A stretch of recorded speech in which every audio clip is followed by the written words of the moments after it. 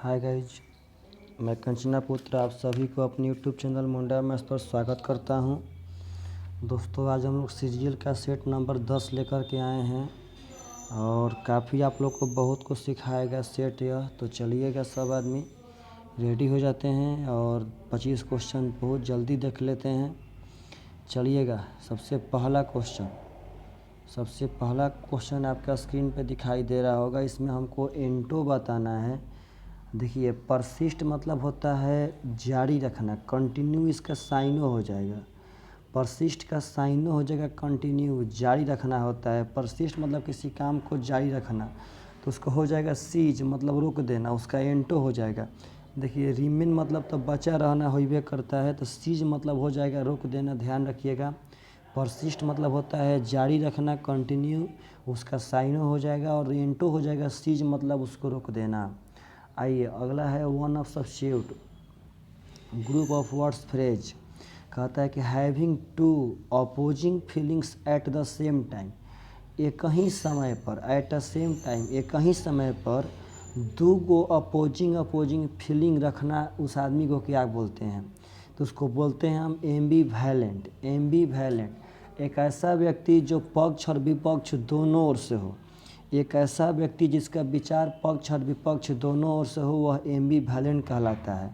एक ऐसा व्यक्ति जिसका विचार पक्ष और विपक्ष दोनों ओर से हो, एम्बीवैलेंट कहलाता है।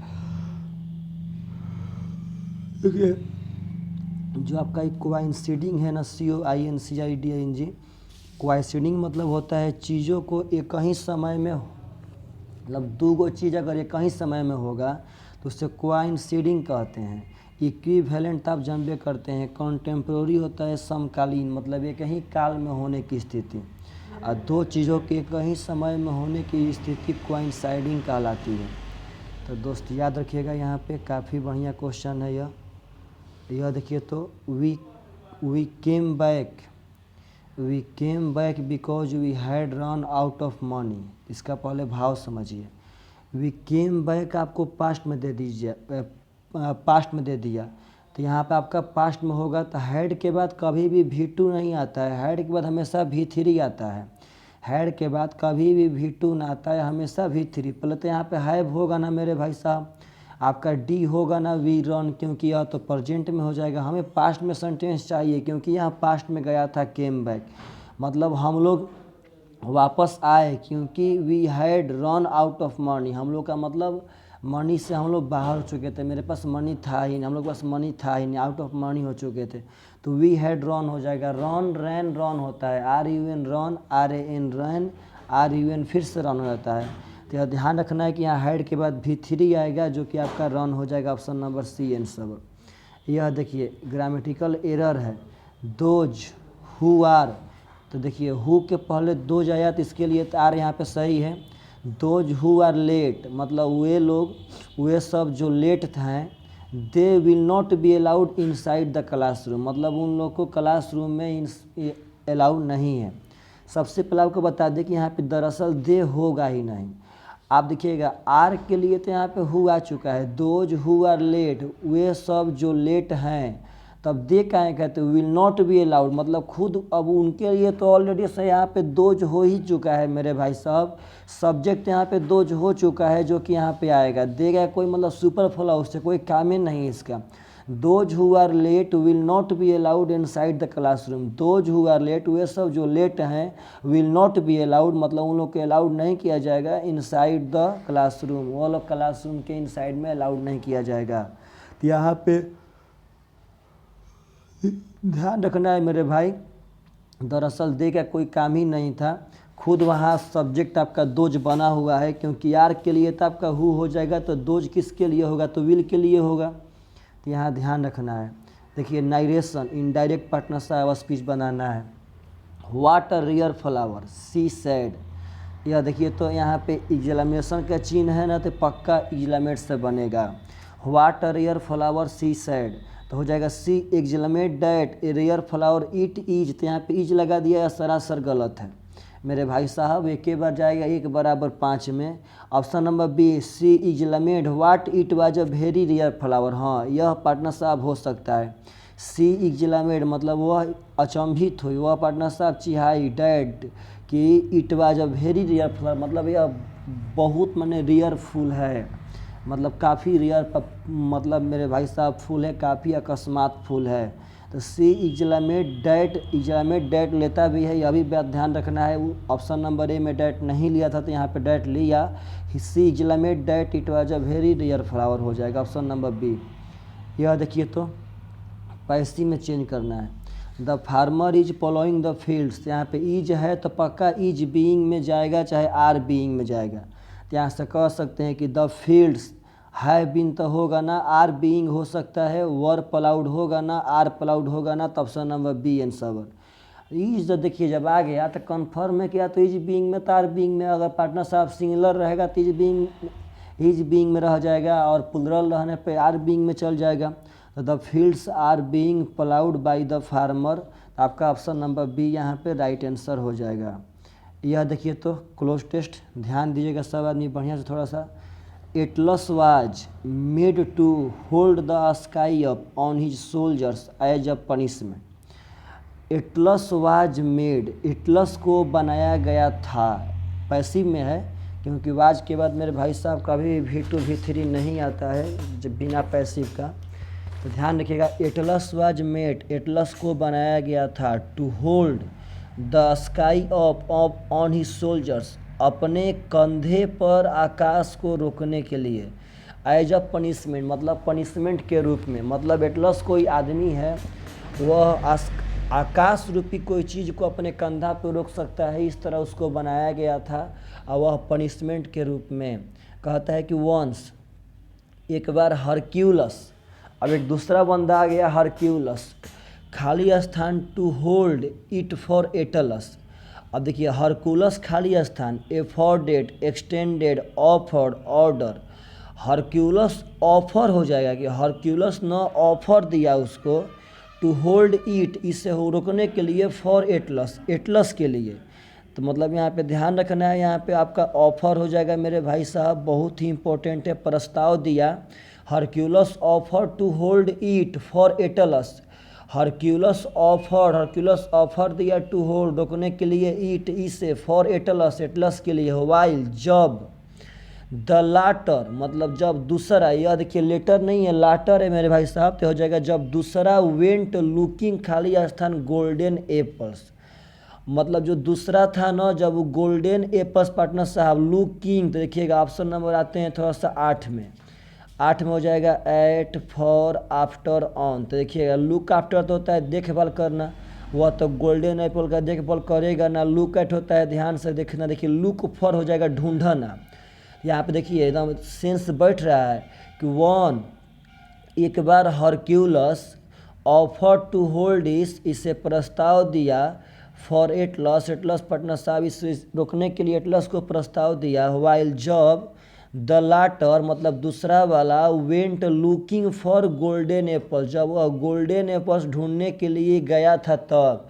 यह हरक्यूलस मतलब प्रस्ताव दिया था एटलस को रोकने के लिए कि आप इसको आकाश को रोक के रखो अपने सोल्जर्स पे जब तक वह गोल्डन एप्पल्स ढूंढने गया है। तो यहाँ पे लुक फॉर हो जाएगा, लुक फॉर मतलब होता है ढूंढना, यह बात ख्याल रखिएगा। आगे कहता है कि व्हेन जब एटलस रिटर्न, जब एटलस वापस आया तो हिस्सा वह देखा कि हरक्यूलस खाली स्थान hard to hold the sky. अब हरक्यूलस जो है वो hard to hold the sky मतलब आकाश को रोकने में क्या कर रहा है। जब एटलस वापस आया तो देखा, देखिए नो टैकलिंग पार्टनर साहब, टैकलिंग, सीकिंग, कमजोरिंग, कॉपिंग मतलब सामंजस्य से बैठाना, स्ट्रगलिंग हो जाएगा, स्ट्रगलिंग पार्टनर साहब सही बात है।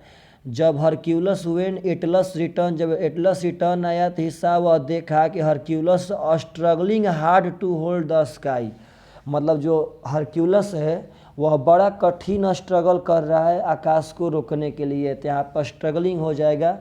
कहता है कि द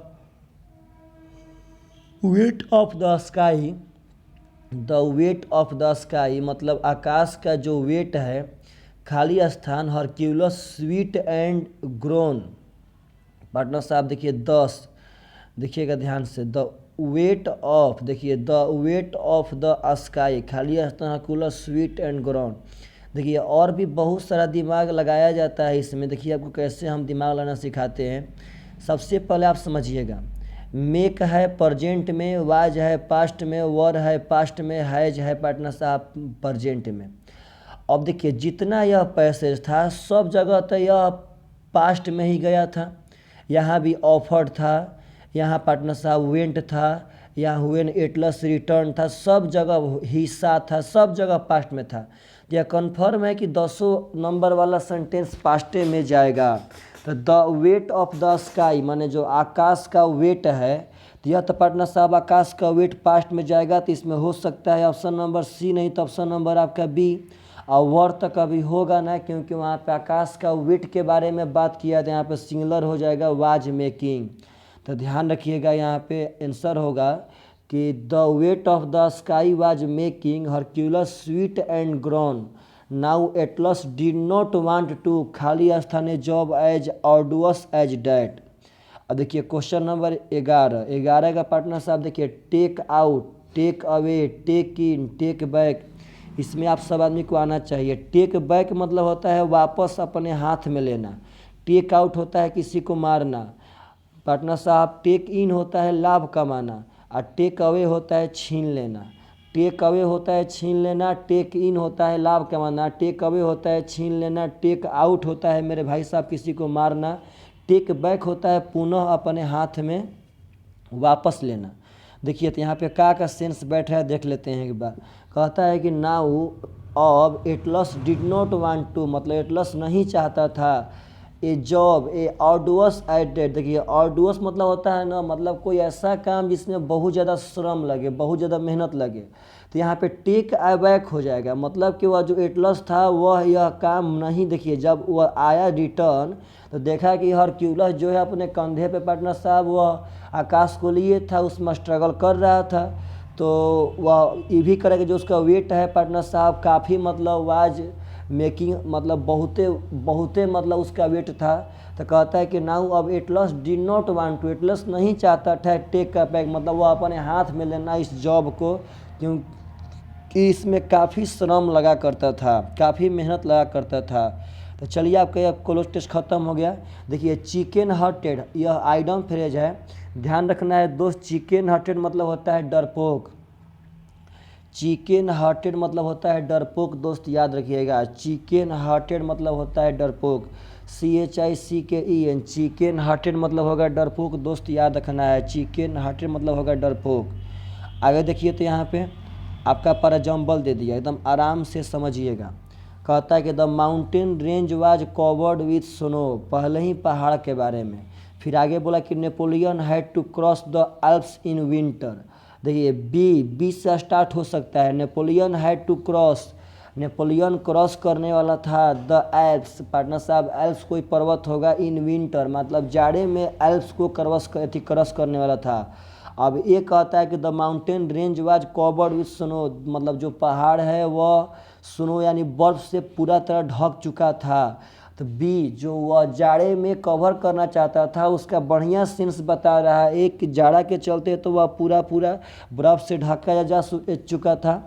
अब देखिए अब आएंगे सी डी। तो सी में कहता है नेपोलियन रिप्लाइड, ताकि नेपोलियन किसको रिप्लाइड दिया, तो यह तो होगा ना डी पे आते हैं। सो इसलिए समवन टोल्ड, अब सो काहे लिए भाई साहब, तो वही बतिया जब पहाड़ पूरा बर्फ से ढक चुका था। सो इसलिए समवन टोल्ड, कोई कहा नेपोलियन से कि द टास्क वाज इम्पॉसिबल, मतलब यह जो टास्क है वह असंभव है। नेपोलियन रिप्लाइडेड, नेपोलियन उत्तर दिया कि the word impossible did not exist for me, मतलब कि जो यह वर्ड है इम्पॉसिबल यह हमारे लिए मायने नहीं रखता है। तो सही बात है, पहले बी होगा तब ए होगा तब डी होगा तब सी हो जाएगा। तो BADC ऑप्शन नंबर बी आपका राइट आंसर हो जाएगा। दोस्त याद रखिएगा, हिंदी निकालना सीखिए सब आदमी के। प्रीफर मतलब होता है पसंद करना, और प्रीफर हमेशा टू लेता है प्रीपोजिशन, याद रखिएगा। आप सुने होंगे कि आप क्या कॉफ़ी प्रीफर करते हैं कि आप टी प्रीफर करते हैं।